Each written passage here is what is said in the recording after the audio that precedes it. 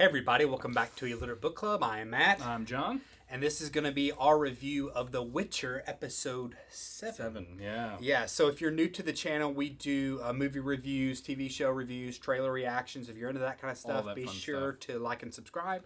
So let's jump right into it. Okay, so this one was a building episode for me. Yeah, I mean, it really was. Like Set up the finale a little bit. It did definitely set up the finale, but it also did this great thing what they've done in the story of like completing the sort of double storyline arc here. Kind of starting to merge it completely. Yeah, where you finally catch up with Geralt's storyline. Yeah. With Ciri's storyline and everybody, Yennefer even storyline. Like, they finally come to a head here, and so like having Geralt.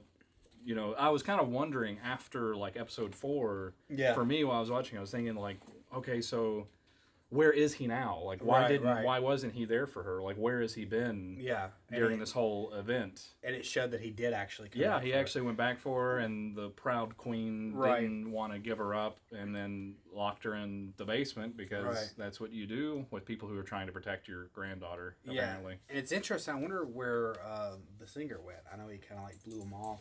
Yeah, I think that was kind of a way to get him out of the picture, because in the past couple episodes, all of the violence that had been happening, he definitely as a character wouldn't have survived that kind of stuff. Right. So I'm glad they left it so that he can come back, because he's a fun character, I think. So what did you think of the excuse? Like, I mean, after it's like that character didn't learn her lesson to a certain degree. Yeah, I mean, you kind of see which you gotta think. There's some of those great characters like that are just prideful. Yeah. And so that sort of stays on brand with her. She apparently is like a non-magic wielding person in a very magical family from what the show kind of indicates. And so she's a warrior sort of relying on her own strength. So I get that sort of within the character they presented at the show. Yeah. And, it's more of a disappointment in, like, the sort of magical mage friend of his, and also the married king, who both, they seemingly believed in that stuff. Yeah, they, defended it really hard in the earlier event. Right. But now they're like, nope, we're just going to buy into her arrogance. Right. Well, I think that the king or whatever there was a throwaway line about some battle that she, I guess, had overcame something. And it was like when her daughter died and was in despair and being able to pull herself back up out of that. Then so I mean, it's not unreasonable in the sense that they're just like, oh, for no reason at all, I'm gonna just spit in your face. But and what do you think about Yennefer going back to Hogwarts? Yeah, no, that was some interesting stuff about that. It was interesting to show her kind of going back and seeing the world that she left behind. Right. But also it was a way to plug her in for the final episode, right? She obviously will end up, things are going down, and she's going to play an important role being this really strong person. Right. Yeah, it feels like it all is building up to a big finale. Yeah. And I think it was more fun just seeing her come in contact with the 3 current students and sort of trying to be a bad influence in a sense, trying but to at the say, same time almost trying to save them at the same time. Yeah, exactly. A bad influence in the sense of hey, you need to open your eyes to what's really going on. Yeah, you don't want to. You'll probably end up in this pool. More than anything else. I like that dynamic. I thought it was pretty cool how she went back.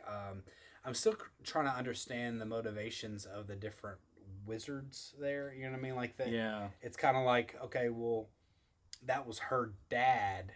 One of them's her dad. The uncle, I think. Oh, is it uncle? Okay. The one, the Nilfgaard's mage. I think it was Freya or something. Is that what I'm saying? We're forgetting names. Anyway, but it was. I think it was her uncle. Maybe so, but and that was but it's like him with that other group of wizards or whatever, and that playing a lot of politics and pride, and there was that's one of those things that maybe in the books there you have more room to actually develop that and get to know it better.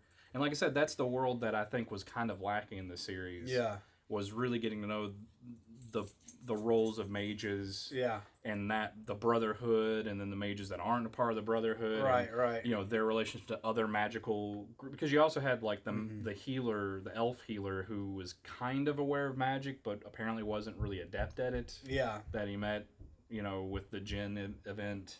Yeah, that's something that kind of happened in the you're talking about in the very beginning, right? Yeah. Where he told him to get out of here, kind of thing like that. Is that the one you're talking about? No, I'm talking about like episode 5 or 6. Or okay. 5, I know what you're 5, talking about. Yennefer's dude. The guy, the elf that was in love with her and all that. And See, that's an interesting point. Like, I'm wondering if those elves will have because that's been a long time at this point of view. So at this point, you know what I mean. So I wonder if they build like back an up elf their world uprising or something. Right, something like that. But anyway.